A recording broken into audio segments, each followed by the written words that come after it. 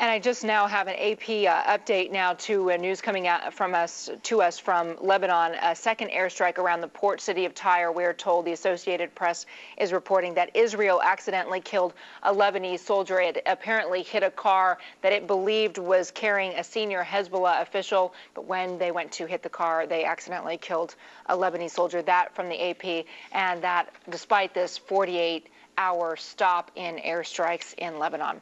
We bring in now Raghida Dergham, who's an MSNBC analyst and senior diplomatic correspondent for Al Hayat newspaper. You know, the silver lining, I suppose, Raghida, to Secretary of State Condoleezza Rice's visit is that she was able to come out and announce, hey, for 48 hours, Israel's going to stop these airstrikes. She says she wants a sustainable ceasefire. What is that? A sustainable ceasefire is a negotiated ceasefire. A cessation of hostilities is about a truce, a 48 hours, basically for passage for humanitarian reasons or just to take a breather. As you just reported, the sustained matter that continues is the Israeli mistakes, as it looks. Once hitting the UN, another time causing this incredible, horrifying massacre of Kana yesterday, I should say, and now I think this is what's now up front in everybody's mind in Lebanon and in the Middle East.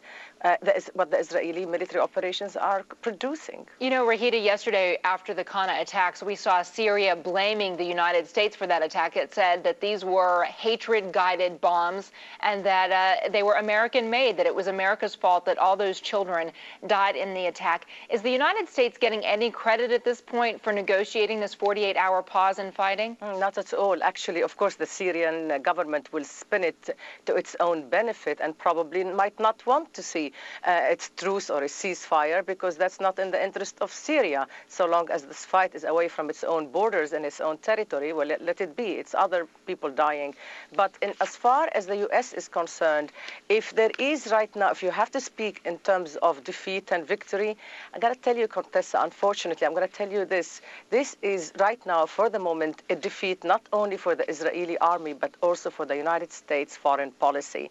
The American policy in the region is looking quite bad because it looked to others as if it was supporting the continued carnage and it was against a ceasefire. Now, I understand that the administration believes an immediate ceasefire without anything else is equivalent to saying, yes, we acknowledge the victory of Hezbollah, which I understand they cannot do that. That's why they want a negotiated ceasefire, and that's why it's very important. This is a critical, very critical week, not only for Lebanon, but also for the American foreign policy at the United Nations. And I'll tell you, if you have a moment afterwards, what do they mean by, what are the elements of a ceasefire? Go ahead.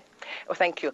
Okay, I think what Condoleezza Rice, the Secretary of State, is saying, she's not losing track of something very important. How do you take away the logic, if you will, from the point of view of Hezbollah and the Lebanese for resistance? Now, that means Shaba. You and I, Contessa, spoke about that. Shaba is a small piece of land that remains occupied by Israel, and that the Lebanese say and the Syrians say it is Lebanese territory, though it falls under, another peacekeeping operation. Now, the idea put forward by Prime Minister Sanyura, and I believe embraced by Condoleezza Rice, is to have Israel withdraw from that small piece of land, have it an international mandate, and take away that logic of so-called resistance. In that case, anyway, it would contribute tremendously to empowering the government of Lebanon to have a sustained ceasefire. Raghida Dergham, thank you so much for your time, Raghida. Thank you, Contessa. Coming up.